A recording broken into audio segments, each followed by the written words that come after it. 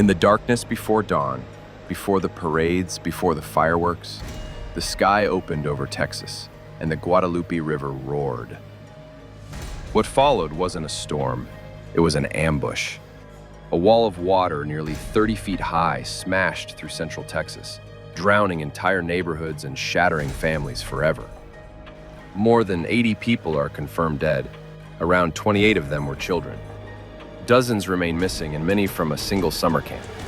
The hardest part was there was a little boy who started floating downstream, and he was screaming, asking for help, but there just wasn't anything anybody could do at that point.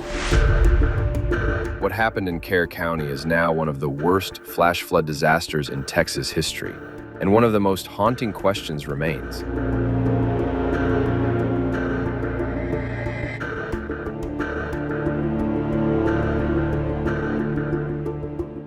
That is a great question, but again, we want to make sure that we continue to focus. We still have 11 missing children that we want to get reunited with our families. Until we can get reunited with our families, we are not going to stop until we do.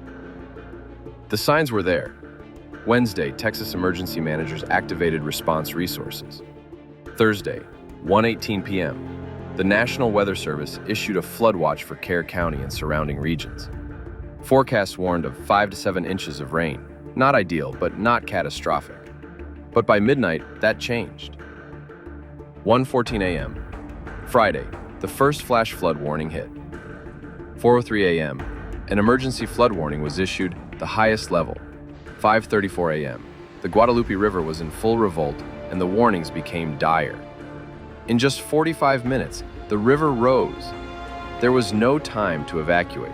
There was no time to think, only time to run if you could. Texas resident woke to the sound of water and silence. At Camp Mystic, dozens of girls were sleeping in their bunk beds, unaware of the danger rushing toward them. By sunrise, more than half of the identified deceased were from Kerr County. Many of them were children. There were no evacuation orders, no sirens, no voice screaming, "Get out now." Because in Kerr County, there is no flood siren system. Years ago, it was proposed, but never built. The reason? It was too expensive. Instead, residents had to rely on phone alerts in an area where cell coverage is known to be notoriously unreliable.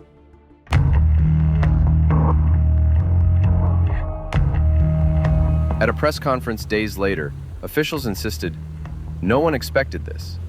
Governor Greg Abbott called it a water wall that no warning system could have prevented. Emergency Chief Nim Kidd admitted, "There's no alert system on the ground, and even if you're signed up with no signal, you won't get it."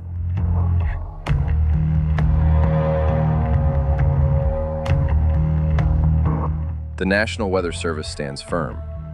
It says alerts were issued early and often, and the forecast was accurate. Extra staff were on duty. Warnings were sent with up to 3 hours' notice. So where did the disconnect happen?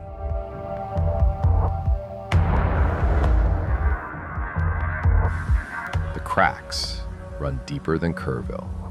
Nationwide, the NWS has seen budget cuts, staffing shortages, and technology delays.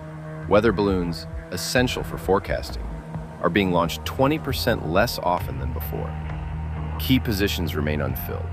Critical updates delayed, and storms are becoming more extreme, more sudden, and more deadly. Jonathan Porter, chief meteorologist at AccuWeather, didn't mince words. He said, evacuations could have saved lives, but people didn't act or didn't believe. Now, search crews are working round the clock. Mothers wait for calls that may never come. And a country asks itself, what good are warnings if no one hears them? What price do we pay for inaction? This was not just a storm. This was a test of infrastructure, leadership, and of the ability to protect the most vulnerable. And Texas failed. For the victims and those missing. For the families waking up to silence.